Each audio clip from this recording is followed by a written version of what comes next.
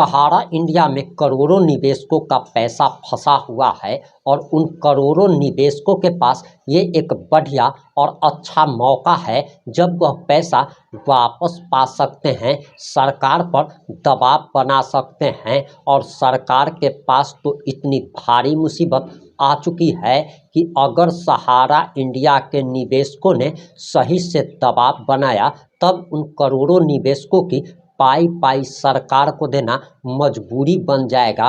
वहीं एक बड़ी खबर और आ रही है और बताया जा रहा कि सहारा इंडिया की संपत्तियों को चुपचाप चोरी छिपे बेचा जा रहा है।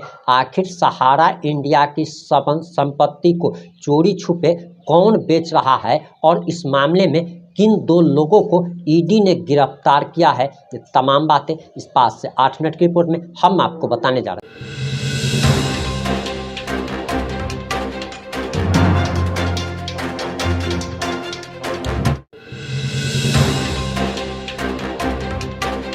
नमस्कार, मैं प्रिंस कुमार सिंह और आप देख रहे हैं पॉजिटिव इंडिया। अगर अभी तक आपने चैनल को सब्सक्राइब नहीं किया है तो खबरों से अपडेट रहने के लिए कृपया चैनल को सब्सक्राइब कर लीजिए और जो लोग ऑलरेडी कर चुके हैं उन तमाम लोगों को सहृदय धन्यवाद। और वापस आते हैं अपनी खबर पर। और पॉजिटिव इंडिया वर्षों से सहारा इंडिया के निवेशकों की लड़ाई लड़ रहा है और सहारा इंडिया के निवेशकों के पास इससे बेहतर मौका फिर कभी मिल नहीं पाएगा। अभी ही मौका है कि वो अपना पैसा सरकार पर दबाव बनाकर वापस पा सकते हैं। इसके बारे में भी हम आपको बताएंगे और अगर आपका भी 1 रुपया भी सहारा इंडिया में फंसा हुआ है तब आप इस वीडियो को अंत तक जरूर देखिएगा। और आप कहां से इस वीडियो को देख रहे हैं, आपका कितना पैसा सहारा इंडिया में फंसा हुआ है, आप कमेंट करके ज़रूर बताइएगा। हम सबसे पहले आपको बताने जा रहे हैं कि सहारा इंडिया की संपत्ति को चोरी छिपे आखिर बेच कौन रहा है और इस बारे में बड़ा खुलासा हुआ है। 2 लोगों को ईडी ने गिरफ्तार भी कर लिया है। और आपको बताते चले कि ये हिंदुस्तान की रिपोर्ट है और हिंदुस्तान की रिपोर्ट के अनुसार बताया जा रहा कि ईडी ने रविवार को कहा कि उसने सहारा समूह और उससे जुड़ी इकाइयों के खिलाफ मनी लॉन्ड्रिंग की जांच के तहत 2 लोगों को गिरफ्तार किया है। इसमें सहारा समूह के चेयरमैन की मुख्य प्रबंधन टीम के एक कार्यकारी निदेशक हैं, एक डायरेक्टर है और समूह के एक लंबे समय से सहयोगी सह संपत्ति ब्रोकर शामिल हैं। यानी कि सहारा इंडिया के मैनेजिंग डायरेक्टर ये काम कर रहे हैं। चोरी छिपे संपत्ति को बेचा जा रहा है और बताया जा रहा कि आरोपियों की पहचान अब्राहम और जितेंद्र प्रसाद वर्मा के रूप में हुई है। केंद्रीय एजेंसी के बयान में कहा है कि अब्राहम ने सहारा समूह की संपत्तियों की बिक्री के समन्वय और उसे सुगम बनाने के लिए महत्वपूर्ण भूमिका निभाई, जिसमें से कई में बेहिसाब नकदी शामिल थी, जिसका कथित तौर पर गबन कर लिया गया। अंजाम देने में सक्रिय रूप से वह शामिल था। उसने जानबूझकर इस बिक्री लेन देन से प्राप्त बड़ी नकदी आय को ठिकाने लगाने में भी सहयोग किया और अपराध की कमाई को छिपाने और नष्ट करने में मदद भी किया। ईडी ने कहा है कि हाल ही में इस मामले में की गई तलाशी के दौरान उसे अपराध सिद्ध करने वाले सबूत मिले हैं, जिनसे पता चलता है कि सहारा समूह की संपत्तियों को एक एक करके गुप्त तरीके से बेचा जा रहा है। ईडी ने आरोप लगाया कि अब्राहम और वर्मा ने ऐसी संपत्तियों को बेचने और सहारा समूह के प्रवर्तकों को धन की हेराफेरी में मदद करने में मुख्य भूमिका निभाई है। एजेंसी ने यह भी दावा किया कि प्रवर्तक भारत से बाहर रहते हुए इस तरह के कदाचार में संलिप्त पाए गए हैं। ईडी ने यह भी बताया कि दोनों व्यक्तियों को शनिवार को कोलकाता के एक स्थानीय अदालत में पेश किया गया। अदालत ने उन्हें 14 जुलाई तक ईडी की हिरासत में भेज दिया और बताया जा रहा कि मनी लॉन्ड्रिंग का यह मामला विभिन्न राज्य पुलिस विभागों द्वारा दर्ज 500 से अधिक मुकदमों से निकला है।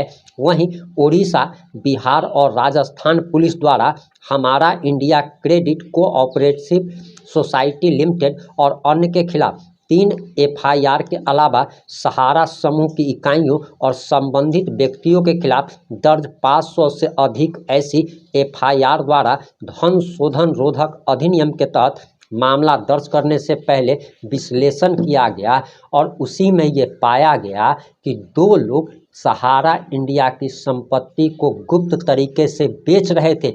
एक एक करके बेचा जा रहा था। आखिर ये कैसी साजिश चल रही है? और सबसे बड़ा बात कि सरकार के नाक के नीचे ये सब हो रहा है, के बावजूद भी सरकार किसी प्रकार का कोई एक्शन नहीं ले रही है।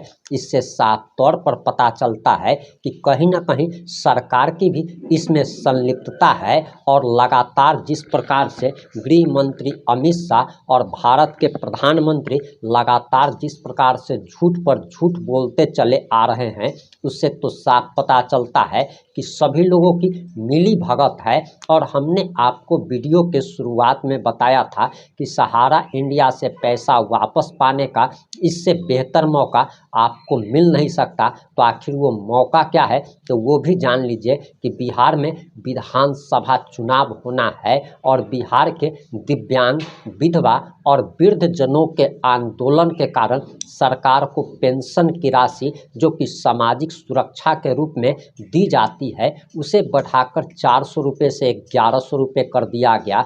महिलाओं को 35% आरक्षण दिया गया और ऐसी कई सारी घोषणाएं सरकार कर रही है। आपको बताते चले कि इससे पहले 2024 में जब झारखंड में चुनाव हुआ और झारखंड के लोगों ने जब इसकी मांग की, आंदोलन किया, उस समय की हेमंत सोरेन की सरकार ने लोगों से वादा किया कि वह उनका पैसा वापस दिलवाने में मदद करेगी।